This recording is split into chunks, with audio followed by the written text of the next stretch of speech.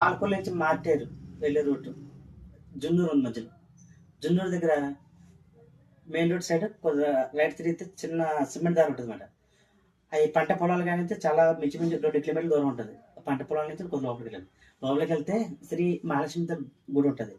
ఆ గుడి గురించి నా ఫ్రెండ్ చెప్పాడు. వెళ్తే ఒకసారి ఆ గుడి దగ్గరికి వెళ్ళు, మనసులో ఏదైనా అనుకుంటే అది జరుగుతుంది, వెళ్ళమన్నాడు. సరే కానీ వెళ్ళాను.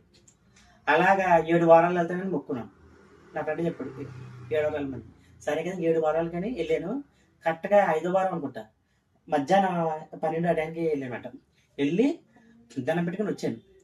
వచ్చేస్తుంటే మరి నాకెంత కనపడితే మరి అది అర్థం కాలేదు. కరెక్ట్గా రోడ్డు మీద నుంచొని ఒక పాము ఉంది. రోడ్డు మీద కరెక్ట్గా పాము చాలా నల్లగా ఉంది. అది బాబు అది చూస్తేనే మనిషి కూడా భయపడిపోయే రేంజ్లో పాము అది. ఇంత లావు పడిగిప్పి అవతల పక్క నుంచి ఇలా చూస్తుంది. కరెక్ట్ మెట్రో రోడ్డు అంటే ఆ సైడ్ వెళ్తుంటే లేదు కాలువ, ఇటు సైడ్ వెళ్తే పంట పొలాలు, ఎక్కడికి వెళ్ళాలో తెలియదు. కరెక్ట్గా నా బండికి ఆపోజిట్ ఉంది.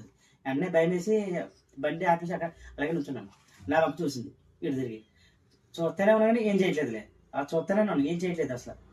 కానీ అలా చూస్తూనే కూర్చున్నాను. అది చూసే కొద్ది కూడా నాకు చూడబుద్ధి అయింది. ఏదో విచిత్రంగా ఒక ఇంట్రెస్ట్గా ఉంది నాకు. అలా చూస్తున్నాను.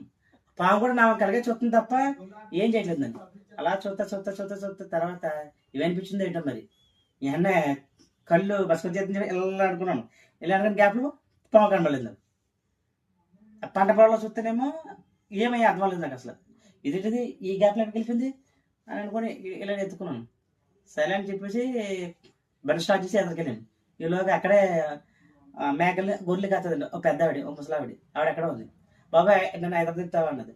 సరే దింపితే దానికి ఏమన్నా బండి ఎక్కమను. ఎక్కిన తర్వాత ఆవిడ జర్నీలో చెప్పనమాట. ఏమన్నా ఇప్పుడు నాకు పాము కనిపించింది, దోషాలు ఏమి ఉంటాయి ఏంటి అన్నాను. మళ్ళీ దోషం చేయించుకోవాలంటే ఏ పాము అమ్మ అన్నది. ఏమో తెలియదండి, పడిగిప్పి కరెక్ట్గా ఉంది. నామకే విచిత్రంగా చూసిందని.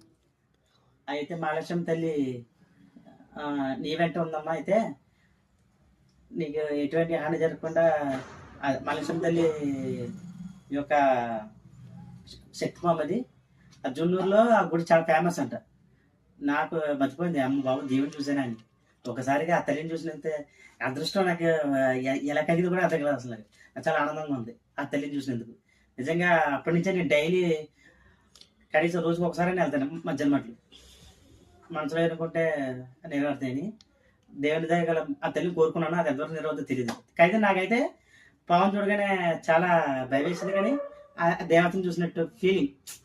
ఆ పెద్దవాడు చెప్పిన తర్వాత అమ్మో నేను తల్లిని చూసాను అనిపించింది ఒకసారి.